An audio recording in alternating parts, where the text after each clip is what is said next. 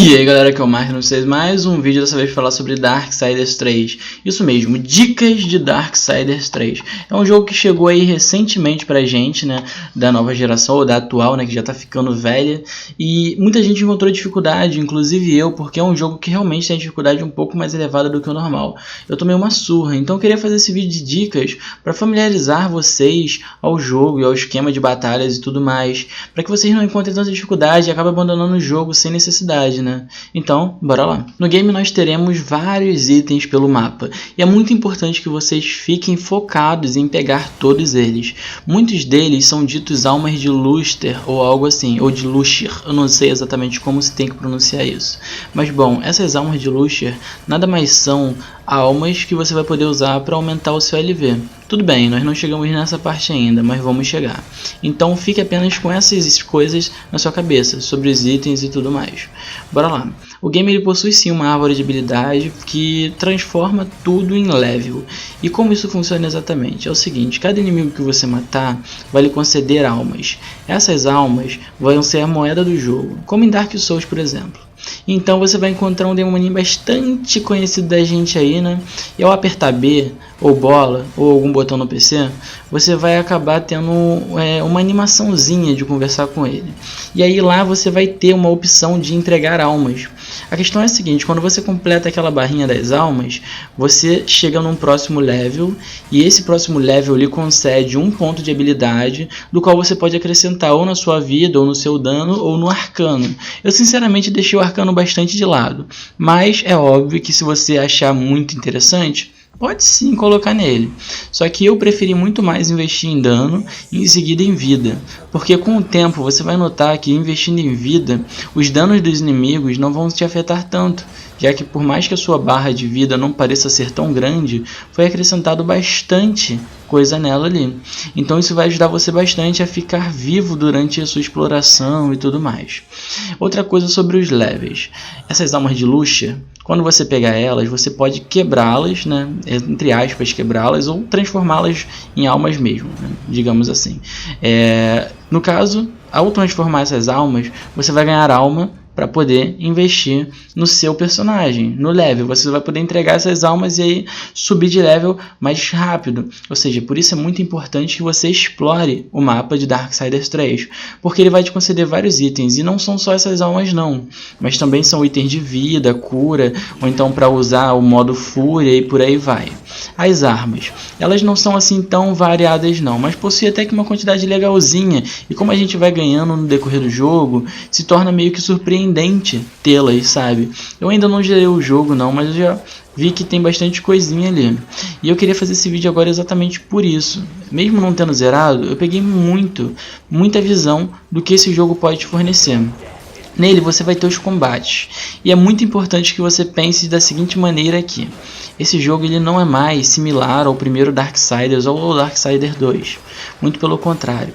Ele é um jogo que ele está bem mais difícil, então você vai sentir que os inimigos eles vão responder muito mais ao seu dano e à sua defesa do que nos jogos anteriores. Por exemplo, quando eu comparo o primeiro Darksiders e o segundo, era um jogo hack and slash tradicional. Você batia, os inimigos ficavam atordoados e não conseguiam devolver. Apenas os que não estavam apanhando conseguiam bater em você. Você era o cara fodão e simplesmente isso. Aqui em Darksiders 3 é diferente. Você não é mais o cara fodão que bate em todo mundo, joga todo mundo pro ar e foda-se o resto. Alguns inimigos você até consegue, mas muitos deles vão te revidar na hora, no exato momento do seu dano. Então é muito interessante que você fique sempre atento, porque é muito frequente acontecer isso. E você vai acabar morrendo muito à toa se você não se ligar no timing de dano dos inimigos. Então é bastante interessante você, antes de bater no inimigo, ficar reparando no ataque dele e tudo mais. Outra coisa que é bastante interessante de falar sobre os combates. Assim que você bater no inimigo e ele tentar revidar em você ou algo desse tipo, você vai poder desviar no exato momento que ele está batendo. Ao desviar no exato momento, você vai reparar que a tela fica meio em câmera lenta. Se você revidar o ataque, vai dar mais dano. E no caso, você pode alterar entre as armas. Por exemplo, bateu com seu chicote normal, tradicional, ou com uma outra arma de fogo lá, da qual eu não vou lembrar o nome. E cada dano que você dá, cada investida dessa, vai ter um dano diferente. Por exemplo, o chicote ele vai dar um dano realmente alto.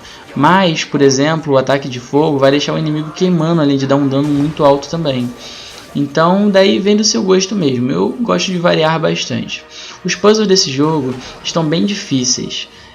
Eu senti que no início estavam bem fáceis mesmo, e é verdade, eles estão fáceis.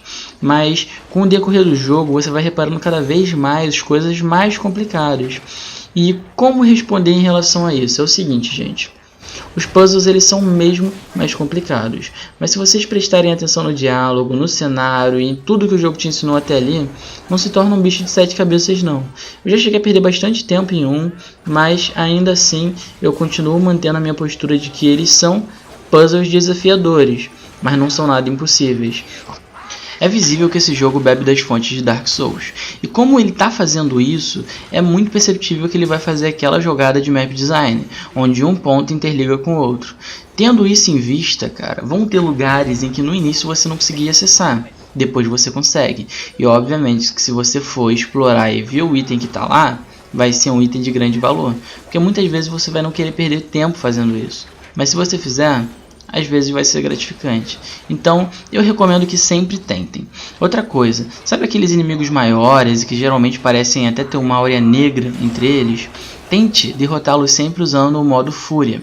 E outra coisa, tente tomar cuidado contra inimigos em grupo, porque eles são muito mais desafiadores e vão te atacar em maior hits, assim, maior quantidade de hits, e realmente vai se tornar um incômodo. Mesmo os inimigos mais fracos, quando atacando em grupo, conseguem dar tanto dano que você acaba morrendo simplesmente ali e foda-se. Você também vai poder acoplar itens nas suas armas, então fique bem atento aos que você pode fazer isso ou não. Outra coisa sobre quando você está explorando o terreno em si. Tome cuidado, porque não existem só inimigos muito fortes, mas existem armadilhas pelo terreno também. E outra coisa, tente sempre bater nas lixeiras, caixões e tudo mais, porque elas vão liberar alguns itens para vocês também. Bom, gente, não existe muito uma fórmula para você encontrar facilidade em Darksiders. Ele tem um level no início que você escolhe, você quer encontrar desafio ou não. E ali você vai decidir se você quer ou não jogar um jogo fácil.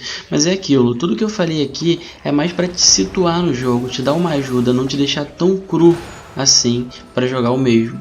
Então é aquilo, vai facilitar? Sim, vai facilitar sim, o entendimento da árvore de habilidades, essas coisas assim, vai dar uma ajuda um pouco maior. Mas ainda assim, não é a fórmula secreta para você passar facilmente nesse jogo. Cara, é terrível dizer isso, mas esse jogo aqui não é igual o The Witcher, por exemplo. Ele é um jogo que exige muito mais habilidade do jogador. Você vai ter que bater, desviar e tudo mais. É engraçado, mas há muito tempo eu não jogava tanto assim um jogo que me lembrasse tanto Devil May Cry 3. E eu fiquei extremamente feliz por esse jogo estar assim. Então, gente, é aquilo, não existe exatamente uma fórmula. Você tem que ter habilidade, você tem que ter aquela, como eu posso dizer, aquele costume com os controles. De resto, cara, o que eu podia fazer para facilitar a sua vida nesse jogo, eu já fiz. Já te falei dos itens e tudo mais, o item que libera o poder da fúria, usar a fúria sempre que o inimigo estiver perto de você e não quando ele estiver fazendo outra coisa longe.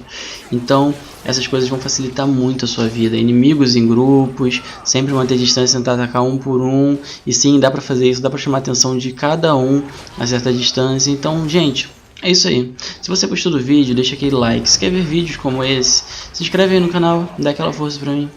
Nós. Valeu, falou, até mais, cara, paz e fui!